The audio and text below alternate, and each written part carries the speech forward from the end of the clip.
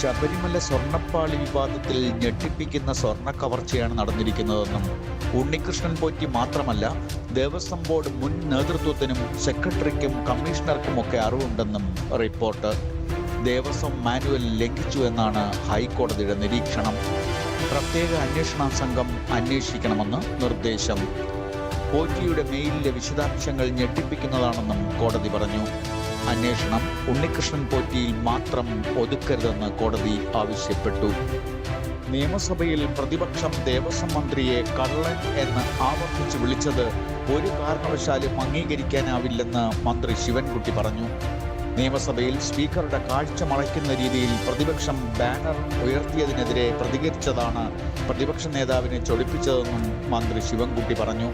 ഇതേസമയം ശരണം വിളിച്ച് പ്രതിപക്ഷം ഇന്നലെ സഭ സ്തംഭിപ്പിച്ചു. ഇസ്രായേലിന്റെ സമുദ്ര ഉപരോധം മറികടന്ന് ഗാസയിലേക്ക് സഹായമെത്തിക്കാൻ ശ്രമിച്ച സ്വീഡിഷ് കാലാവസ്ഥാ പ്രവർത്തക ഗ്രേറ്റ തിൻബേ ഉൾപ്പെടെ 170 ആക്ടിവിസ്റ്റുകളെ ഇസ്രായേൽ നാടുകടത്തി. ഇതിനിടെ ഗാസയിലെ യുദ്ധത്തിന് ഇന്ന് 2 വർഷം തികയുമ്പോൾ ഈജിപ്തിലെ ഷാമൽ ഷെയ്ഖ് റിസോർട്ടിൽ ആരംഭിച്ച സമാധാന ചർച്ചയിൽ പ്രതീക്ഷ അർപ്പിച്ച് ലോകം. ഈജിപ്തിന്റെയും ഖത്തറിന്റെയും മധ്യസ്ഥതയിലാണ് ചർച്ച നടക്കുന്നത്. കോൺഗ്രസ് നേതാവ് മാത്യു കുഴൽനാടൻ മുഖ്യമന്ത്രിക്കും മകൾ വീണയ്ക്കുമെതിരെ അന്വേഷണം ആവശ്യപ്പെട്ട് നൽകിയ ഹർജി സുപ്രീം കോടതിയും തള്ളി.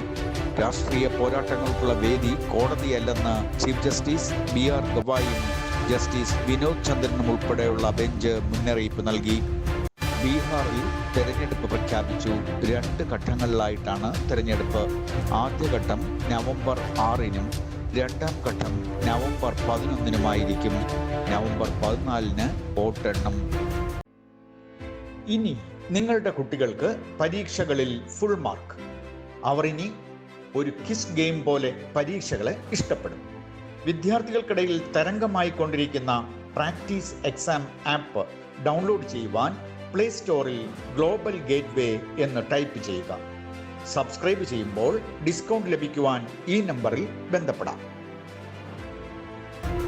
തിക്കിലും തിരക്കിലും 41 പേർ മരിക്കുകയും ധാരാളം പേർക്ക് പരിക്കേൽക്കുകയും ചെയ്ത ചെന്നൈ കരൂരിൽ ഇന്നലെ നടൻ കമലഹാസൻ എത്തി. അപകട സ്ഥലം സന്ദർശിച്ചു. വിജയ് മാപ്പ് പറഞ്ഞ് തെറ്റ് അംഗീകരിക്കണമെന്ന് കമലഹാസൻ ആവശ്യപ്പെട്ടു. അംഗീകൃത ഡോക്ടറുടെ കുറിപ്പടിയില്ലാതെ 12 വയസ്സിന് താഴെയുള്ള കുട്ടികൾക്ക് വേണ്ടി മരുന്ന് നൽകരുതെന്ന് സംസ്ഥാന ആരോഗ്യവകുപ്പ് ഡ്രഗ്സ് കൺട്രോളർക്ക് നിർദ്ദേശം നൽകിയതായി മന്ത്രി വീണ ജോർജ് അറിയിച്ചു.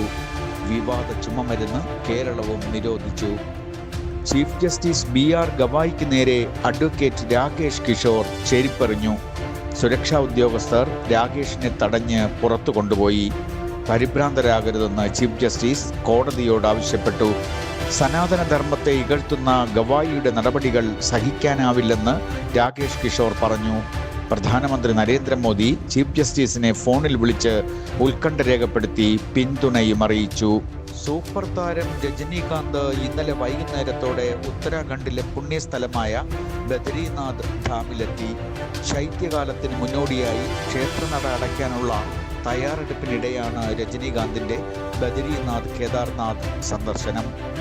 പാനൂർ ചൊക്ലിയിൽ പാർട്ടികളുടെ കൊടിതോരണങ്ങൾ പൊതുസ്ഥലത്ത് നിന്ന് നീക്കം ചെയ്യാനെത്തിയ പോലീസ് സംഘത്തെ CPM പ്രവർത്തകർ തടഞ്ഞ് ഭീഷണിപ്പെടുത്തിയതായി റിപ്പോർട്ട്. ഓണം ബമ്പർ ഭാഗ്യശാലി ആരെന്ന അന്വേഷണങ്ങൾക്ക് ഉത്തരമായി. കൊച്ചി നെട്ടൂരിലെ പെയിന്റ് കടയിലെ ജോലിക്കാരനായ ശരത് S നായർക്കാണ് 25 കോടിയുടെ 1ാം സമ്മാനം ലഭിച്ചത്.